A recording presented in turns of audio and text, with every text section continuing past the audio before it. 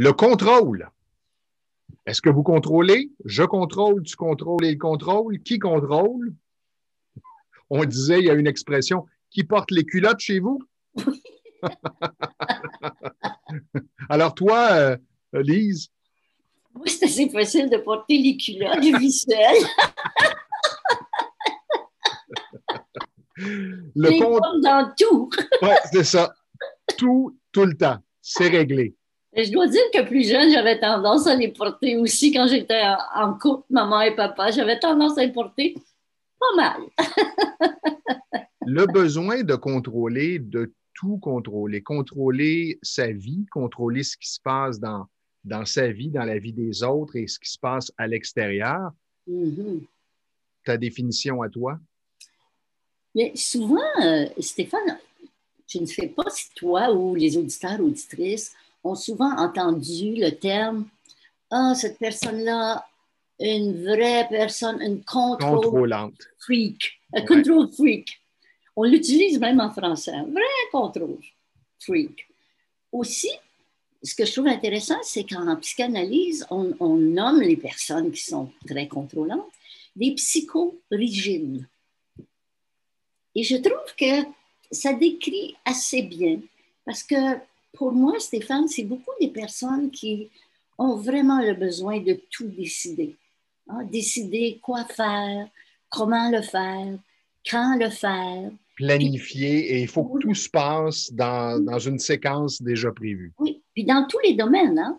Personnel, familial, social. Et je pense que ce sont des personnes qui cherchent à faire faire, hein, à faire penser. D'ailleurs, pour les autres, pour ce que l'autre fasse, que l'autre dise, que l'autre pense, et à l'insu, hein, souvent, si on est en contact avec une personne très contrôlante, on n'est pas toujours aux aguets, je trouve que c'est souvent à notre insu. Ça se passe à notre insu. Et souvent, la réaction, c'est vraiment bizarre. J'ai un drôle de sentiment très dynamique, elle veut me faire plaisir, sauf que je ne trouve pas ça intéressant. J'ai moins le goût.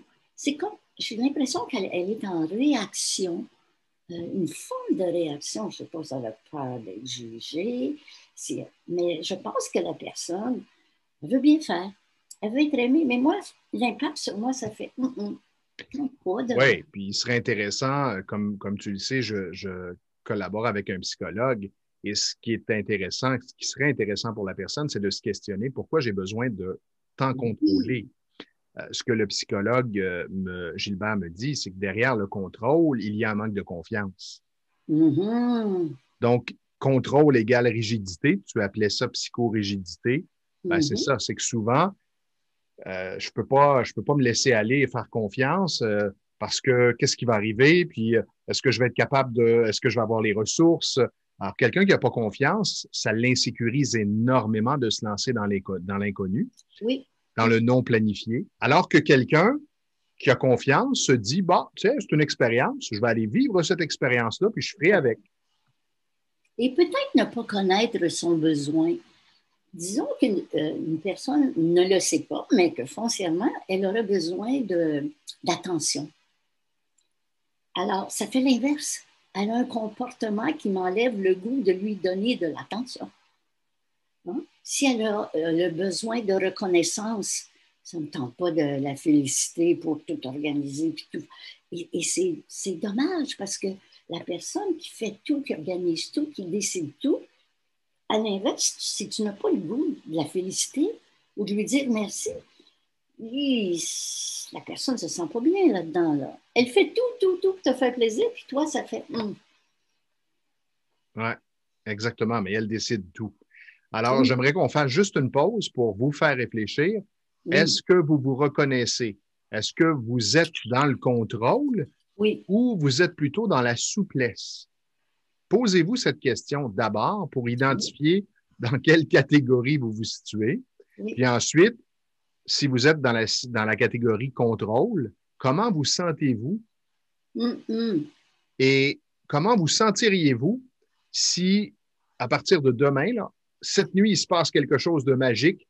Demain, vous vous réveillez et le contrôle ne fait plus partie de votre vie. Oh là là, quel beau miracle! Oui, exactement.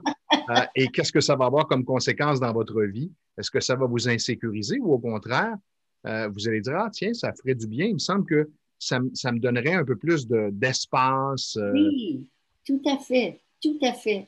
Et comme tu le dis, Stéphane, le premier pas, c'est toujours de reconnaître, hein? D'essayer de reconnaître si je suis là ou si je suis là.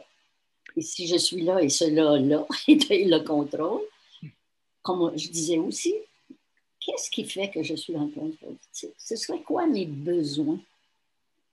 Et comme tu dis, peut-être que tu pourrais soumettre à ton maître rêveur de te réveiller, qui t'enlève le contrôle.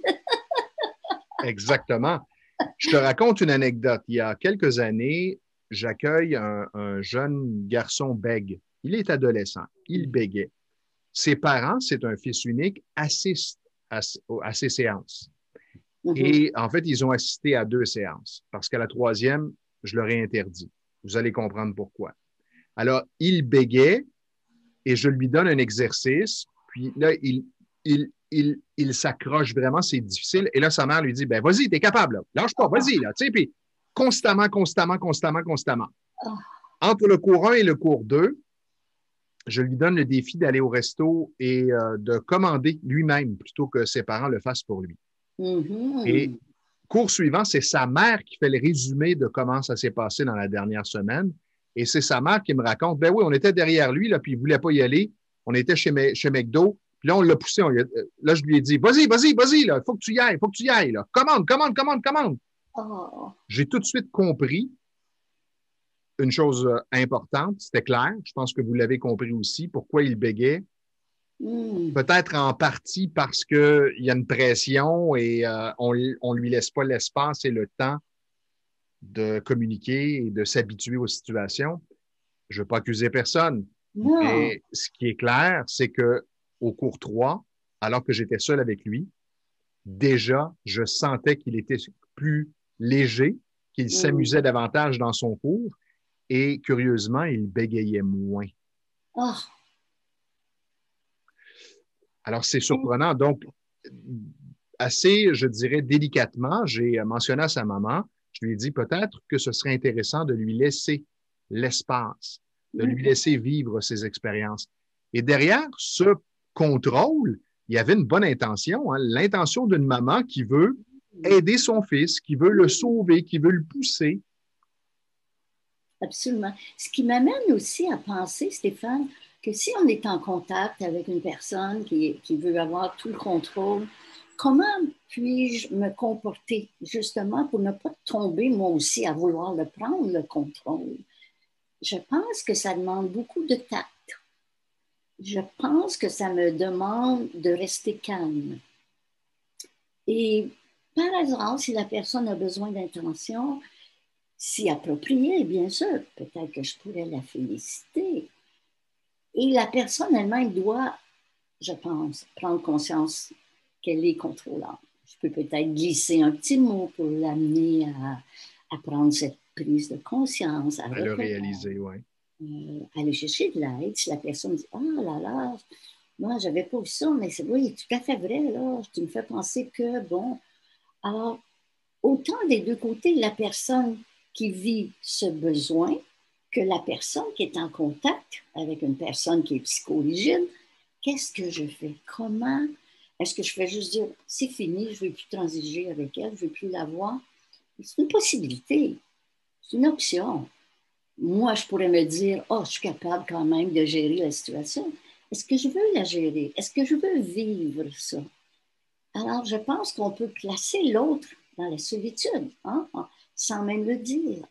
Alors, je me dis, c'est peut-être important aussi de regarder l'envers de la médaille qui serait, je suis en contact avec, dans mon groupe d'amis, par exemple, 2 personnes qui sont très contrôlantes, puis moi, je ne trouve pas ça agréable. Alors, qu'est-ce que je peux faire? Alors, je pense qu'on peut couvrir les 2 côtés. Moi, la personne qui a besoin de contrôler, et moi, la personne en lien. Qui est contrôlée. Oui. Exactement. Donc, j'espère que vous allez pouvoir identifier où est-ce que vous vous situez, comment vous vivez avec ça et qu'est-ce que vous souhaitez peut-être modifier, si bien sûr vous souhaitez modifier quelque chose. Tout à fait, tout à fait. Alors, je te laisse la souplesse de terminer cette capsule avec ta conclusion, Lise. Le mot qui m'est venu, c'est bizarre, troc. Tu sais, on entend souvent parler de troc. Et je me suis dit, si j'étais rigide et je restais dans ma rigidité, je pourrais développer un troc. Un troc, c'est un comportement obsessionnel compulsif. Un trouble obsessionnel compulsif. Alors, je ne veux pas aller là. Alors, en toute simplicité et flexibilité. Salut! Bye! Bye!